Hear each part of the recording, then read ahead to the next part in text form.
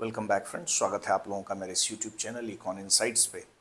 आज जिस टॉपिक की हम लोग चर्चा करने वाले हैं वो सभी प्रकार के छात्रों के लिए, चाहे वो एकेडमिक्स में हो या वो कॉम्पिटिटिव एग्ज़ाम की तैयारी कर रहे हों, सबके लिए महत्वपूर्ण है। स्कूल में हो, कॉलेज में हो, इकोनॉमिक्स की पढ़ाई कर रहे हों या कंपटीशन की तैयारी कर रहे हों, उन दोनों प्रकार के छात्रों के लिए ये काफ़ी महत्वपूर्ण होने जा रहा है। और आज जिस टॉपिक की हम लोग चर्चा करने वाले हैं वो है इक्विलिब्रियम एनालिसिस या साम्य विश्लेषण। आपने जितनी भी थियरीज पढ़ी होंगी, चाहे वो डिमांड थियरी पढ़ी हो, कंज्यूमर बिहेवियर पढ़ा हो या प्रोड्यूसर बिहेवियर पढ़ा हो या मार्केट की स्टडी किया हो, सब में आपने इस इक्विलिब्रियम स्टेटस को जरूर स्टडी किया होगा। इक्विलिब्रियम स्टेटस क्या है? इक्विलिब्रियम स्टेटस है जब कंज्यूमर पैसा खर्च करता है, एक्सपेंडिचर करता है, तो उसे मैक्सिमम सेटिस्फैक्शन मिलता है। मैक्सिमम सेटिस्फैक्शन मिलता है। एक उपभोक्ता जब पैसे खर्च करता है तो उस पैसे को खर्च करके वो अधिकतम संतुष्टि प्राप्त करता है। ये उसके लिए संतुलन की स्थिति है और इस मैक्सिमम सेटिस्फैक्शन में वो कोई बदलाव नहीं चाहता। वो कोई भी बदलाव नहीं चाहता। वो चाहता है कि ये स्थिति सदैव बनी रहे। अगर हम प्रोड्यूसर्स की बात करें, प्रोड्यूसर्स की बात करें, जो उत्पादक हैं, उनकी हम लोग बात करें, तो वो अपने प्रोडक्ट को सेल करना चाहते हैं और सेल करके वो इतना प्रॉफिट अर्न करना चाहते हैं जो उस टाइम के लिए क्या हो, मैक्सिमम हो। और इस मैक्सिमम प्रॉफिट से ही उनका सेटिस्फैक्शन मैक्सिमम होता है। प्रोड्यूसर भी मैक्सिमम प्रॉफिट चाहते हैं, ठीक है।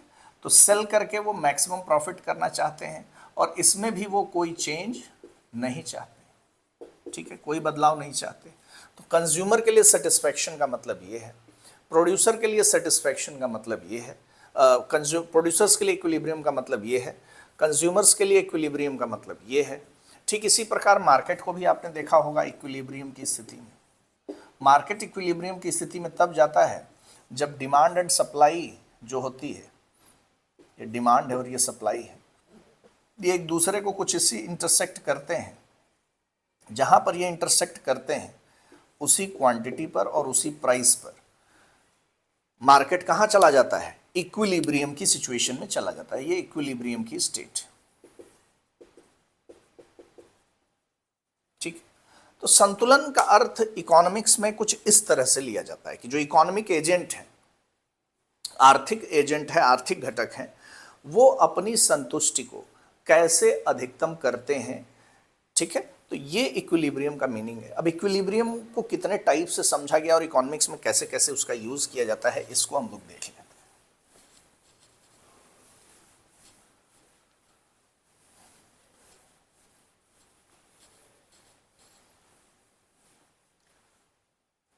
ध्यान दीजिए सभी लोग। अगर हम लोग इक्विलिब्रियम की बात करें तो इक्विलिब्रियम एक होता है जिसे हम लोग स्टेबल इक्विलिब्रियम कहते हैं,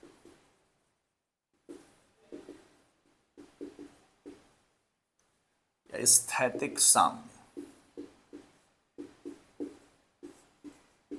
ठीक है, ये स्थैतिक साम्य है। दूसरा जो होता है वो होता है अनस्टेबल, अनस्टेबल इक्विलिब्रियम, अस्थिर या अस्थैतिक साम्य, ठीक है। और तीसरा जो होता है वो होता है न्यूट्रल इक्विलिब्रियम, न्यूट्रल इक्विलिब्रियम या जिसे हम लोग तटस्थ साम्य कहते हैं। स्टेबल इक्विलिब्रियम क्या है? स्टेबल इक्विलिब्रियम का अर्थ है कि अगर इसे ऐसे समझें, एग्जाम्पल से समझें, कोई ऑब्जेक्ट है यहाँ पे रखा हुआ है, अगर हम इस पे फोर्स लगाते हैं ऊपर की तरफ, ये F1 है, ये F2 है, चाहे जिधर भी आप फोर्स लगाइए, इधर लगा करके इधर की तरफ छोड़िए या इधर लगा करके इधर तक की तरफ छोड़िए, ये जिस सरफेस पर रखा हुआ है वापस से ये अपनी ओरिजिनल पोजीशन को प्राप्त कर लेगा। यानी कि स्टेबल इक्विलिब्रियम वो स्थिति है जिसमें कोई भी ऑब्जेक्ट अगर उसे उसकी ओरिजिनल इक्विलिब्रियम पोजीशन से डिस्टर्ब किया जाए तो वो वापस से अपनी उसी पोजीशन को पाने की कोशिश करता है और पा लेता है, जैसा कि आपको यहाँ पे दिख रहा है।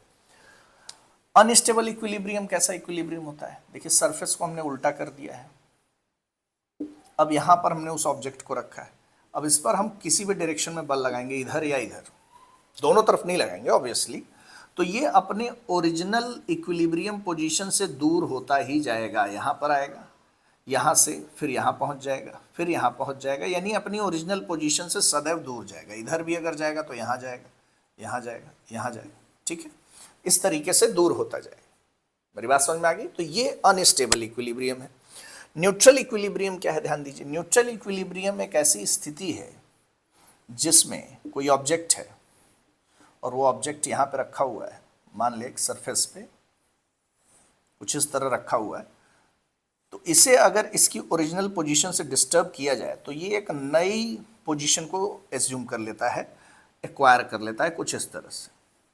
अब यहाँ पर आकर के ये फिर से स्टेबल पोजीशन में बड़ा रहेगा जब तक कि इसको कोई डिस्टर्ब न करे।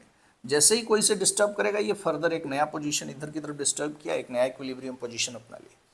इसे हम लोग बोलते हैं न्यूट्रल इक्विलिब्रियम। इकोनॉमिक्स में इसे कैसे देखते हैं? ध्यान दीजिए, स्टेबल इक्विलिब्रियम की बात करेंगे तो इधर आउटपुट है, इधर marginal revenue and marginal cost, ठीक है, ये है आपका मार्जिनल रेवेन्यू, ये है आपका मार्जिनल कॉस्ट। जहां दोनों एक दूसरे को इंटरसेक्ट करेंगे यहीं पर क्या बनेगा? इक्विलिब्रियम पॉइंट बनेगा। तो ये इक्विलिब्रियम पॉइंट है एट आउटपुट O1, इक्विलिब्रियम है E1। Marginal revenue marginal cost यहाँ पर है। अब अगर आप इसे डिस्टर्ब करते हैं, मान लीजिए आगे की तरफ बढ़ाते हैं, मान लीजिए आउटपुट आप बढ़ा करके O2 करना चाहते हैं, तो मार्जिनल रेवेन्यू इतना मिलेगा, मार्जिनल कॉस्ट इतना मिलेगा। यानी एक एक्स्ट्रा गुड्स प्रोड्यूस करने में रेवेन्यू कम मिल रहा है, कॉस्ट ज़्यादा आ रही है। जाहिर सी बात है आप आगे नहीं बढ़ना चाहेंगे, आगे नहीं बढ़ना चाहेंगे तो वापस आप कहाँ आ जाएंगे? पीछे आ जाएंगे। आउटपुट घटा करके देखिए, O3 पे आ जाइए, O3 पे आपको कॉस्ट कम आ रही है, रेवेन्यू ज़्यादा मिल रहा है, ठीक है, आप इस पोजीशन पर जा रहे हैं। बट अगेन अभी अगर आप और आगे जाएं तो अभी भी कॉस्ट कम ही आएगी, रेवेन्यू बढ़ करके मिलेगा आउटपुट बढ़ाने पर। तो फिर आप यहाँ से अपने आउटपुट को बढ़ा करके आगे बढ़ना चाहेंगे और आगे बढ़ना चाहेंगे, क्योंकि कॉस्ट अभी भी कम आ रही है और रेवेन्यू आपको ज़्यादा मिल रहा है। और ऐसा तब तक चलता रहेगा जब तक मार्जिनल रेवेन्यू और मार्जिनल कॉस्ट बराबर नहीं हो जाते, तो आप वापस इधर की तरफ जाएंगे। यानी इस कंडीशन में आपकी पूरी यही इस स्थिति में जो भी प्रोड्यूसर है उसकी यही चाह होगी, वो यही चाहेगा कि वो किसी तरीके से E1 पर पहुंचे। अनस्टेबल इक्विलिब्रियम की बात करते हैं, ध्यान दीजिए। अनस्टेबल इक्विलिब्रियम में आउटपुट हमने इधर लिया है, marginal revenue and marginal cost हम इधर ले रहे हैं।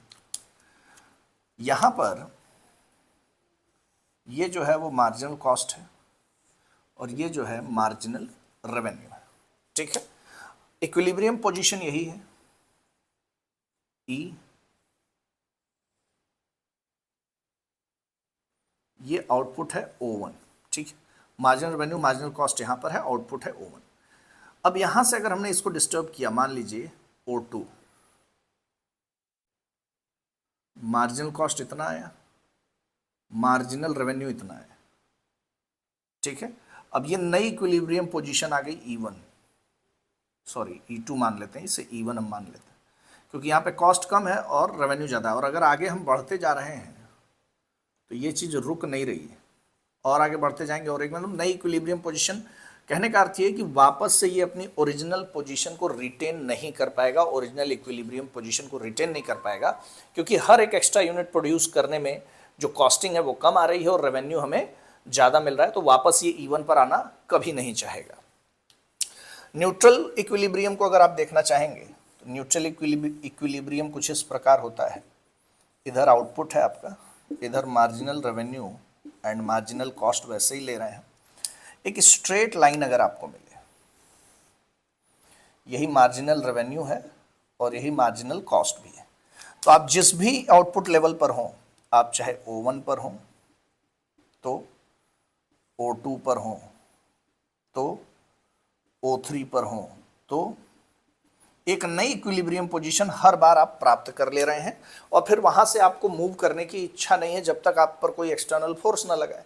जैसे ही कोई एक्सटर्नल फोर्स लगेगा आपको एक नई इक्विलिब्रियम पोजीशन मिल जाएगी। यहाँ पर ऐसा नहीं हो रहा है। यहाँ पर आप जितनी बार आगे बढ़ते जा रहे हैं आप देख रहे हैं कि आपको नया इक्विलिब्रियम स्टेट मिलता जा रहा है और आप उसको पाने के लिए निरंतर आगे बढ़ते जाएंगे। एक बार फोर्स लगा दिया तो वो खुद ही ऐसे फोर्स को जन्म दे रहा है जिससे कि आप क्या हो रहे हैं, आगे की ओर बढ़ते जाएंगे, आप ओरिजिनल इक्विलिब्रियम स्टेटस से दूर जाते जाएंगे। यहाँ पर ऐसा नहीं, ठीक है। शुम्पेटर यही कहते हैं कि जो न्यूट्रल इक्विलिब्रियम है उसमें एक नई इक्विलिब्रियम की स्टेट प्राप्त कर ली जाती है। जो स्टेबल इक्विलिब्रियम है इसमें ओरिजिनल जो इक्विलिब्रियम है वो सदैव प्राप्त करने की कोशिश की जाएगी और मिल जाएगी। और जो अनस्टेबल इक्विलिब्रियम है वो एक बार डिस्टर्ब करने पर वो ऐसे फोर्सेस को जन्म दे देता है जिससे कि ओरिजिनल इक्विलिब्रियम की जो स्टेट है E1 वाली ये कभी प्राप्त नहीं की जा सकेगी। इन तीनों डायग्राम में, इन तीनों ग्राफ में भी आप इसे इजीली देख सकते हैं। इसके अलावा इक्विलिब्रियम और भी बहुत कुछ, इक्विलिब्रियम की अगर हम लोग बात करें इसके अलावा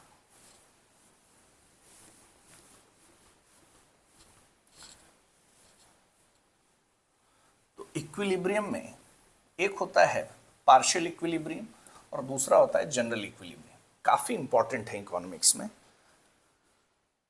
पार्शियल इक्विलिब्रियम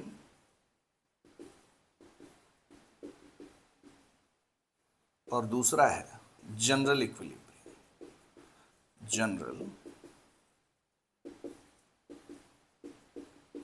इक्विलिब्रियम इसे आंशिक साम्य कहते हैं और इसे सामान्य साम्य कहते हैं। साम्य या संतुलन, जो भी वर्ड आपको यूज करना हो कर सकते हैं। पार्शियल इक्विलिब्रियम जैसा कि इसका नाम है, ध्यान रखिएगा, ये जो है इकोनॉमी के किसी पर्टिकुलर सेगमेंट की बात करता है। It talks about a particular segment of economy, ठीक है। A particular segment of economy की बात जब करता है पार्शियल इक्विलिब्रियम, तो जाहिर सी बात है जब पर्टिकुलर सेगमेंट को स्टडी करता है तो यहीं पर एक कॉन्सेप्ट और आ जाता है सेटरिस पेरिबस का। सेटरिस पेरिबस, इसका मीनिंग होता है other things remaining the same.